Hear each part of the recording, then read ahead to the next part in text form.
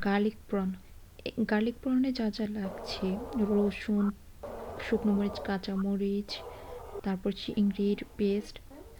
তো আমার কাছে ছিল না, আমি এগুলো ব্লেন্ড করে নিয়েছি, এবং soya sauce, fish sauce, tomato sauce, লেবু, লেমন গ্রাস আর একটা টমেটো।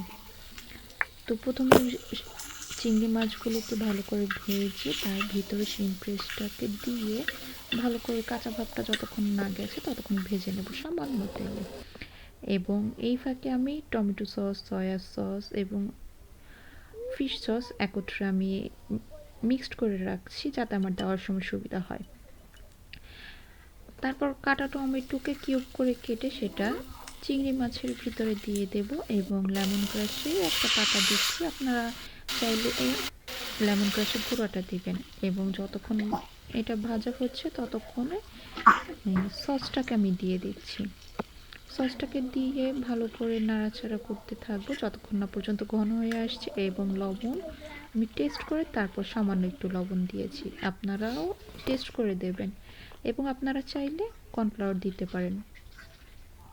তো ঘন হয়ে আসছে, নামিয়ে নিলাম আমাদের গার্লিক প্রন। এটা গরম ভাতের সাথে পরিবেশন করবেন, এবং আমার চ্যানেলটাকে সাবস্ক্রাইব করে রাখবেন।